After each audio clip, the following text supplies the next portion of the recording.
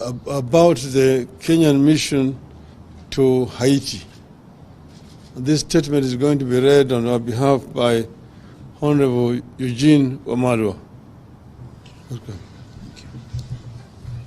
The Ruto administration is taking 1,000 police officers to Haiti to fight a war that is not of our own, on a territory that is far away, over 12,000 kilometers from Kenya.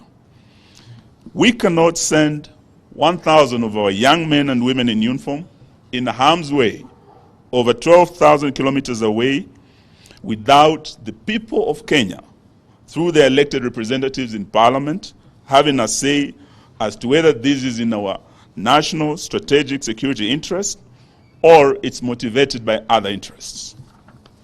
In this regard, we call upon Parliament to immediately summon the CS of Interior, now that his defense counterpart appeared before the Senate yesterday, and he actually ducked this question. He passed the buck to his Interior counterpart.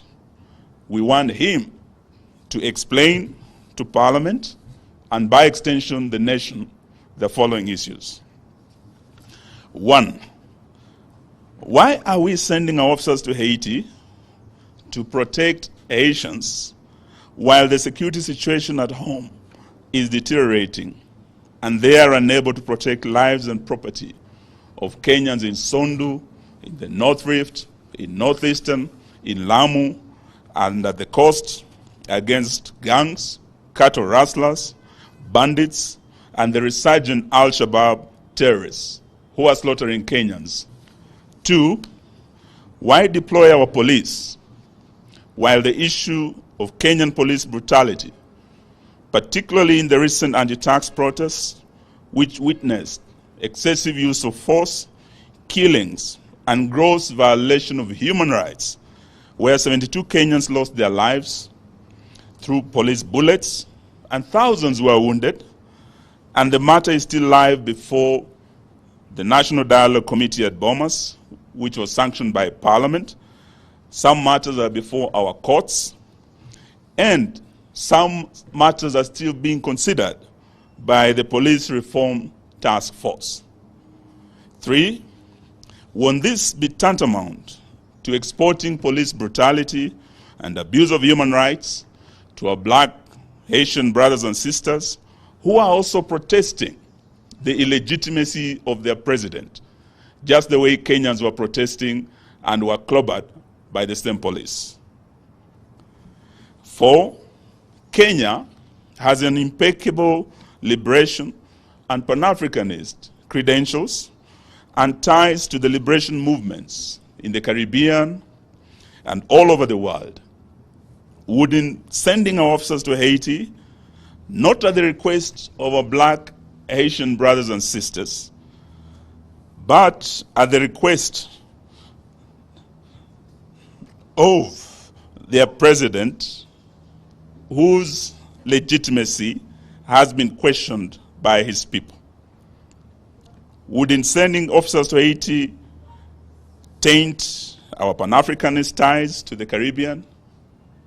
Whose heroes, some of them, when you walk on the streets of Nairobi, we have our roads named after them: Garvey, Du Bois, Makonnen, Padmore.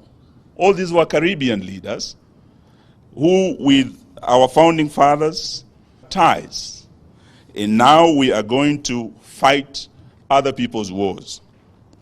5, are our police, most of whom can't speak French or Creole, which is the local language there, well prepared to undertake this high-risk mission in a completely different terrain?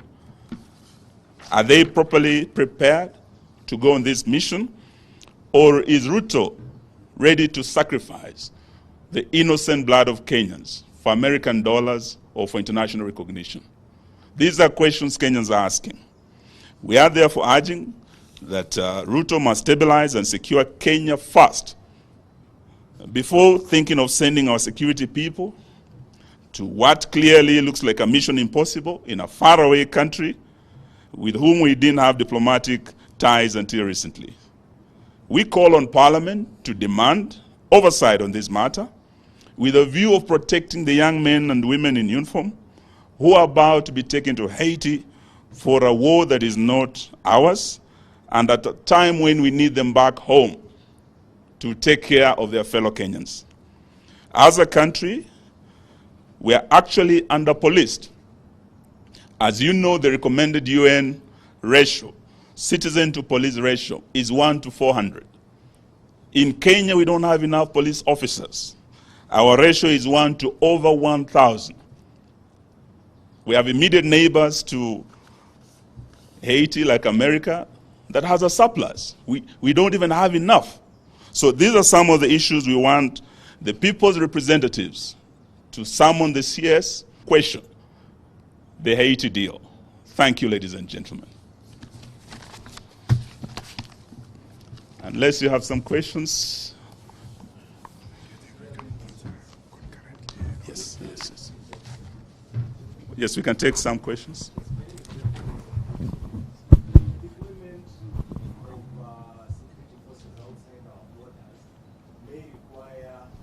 The Parliament approval. Is it your position that your members in Parliament will be opposing this when it comes before the House?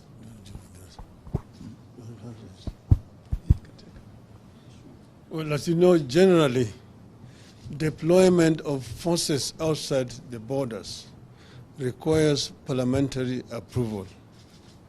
As you know, when I was the Prime Minister and we took a decision, the Cabinet, to send our forces to Somalia, I took a motion to Parliament, and it was approved, debated and approved by Parliament.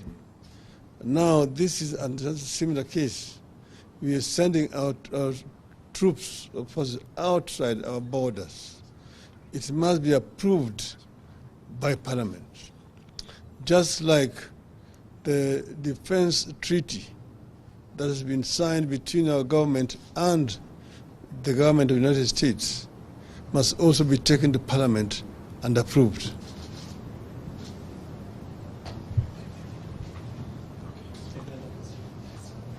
Raila, Citizen TV. Do you think the latest concerns in regards to insecurity is going to have a negative impact or even derail the national dialogue? Well, the insecurity in the country is a matter of great national concern to everybody. We cannot just sit and watch as innocent Kenyans are being butchered in their homes.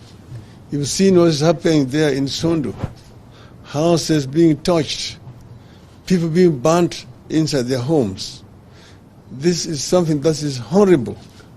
And you have noted, even seen a statement coming from the government. What we are doing here, we are demanding that the government should come clear and make a statement. And even a minister in charge of internal security would have gone to the scene to go and see what is happening. The fact that they are all silent and business as usual tells you that there's something that they know that other Kenyans don't know. This is something that cannot be tolerated. The talks, of course, as you know, have now reached another stage where they are going to now be debating the material that they have before them. So we don't want those talks to be affected by what is happening. But what we are doing is we are calling the government to action. The government is asleep, but Kenya is burning, and this is not right. I think we are done. Thank you very much for your time.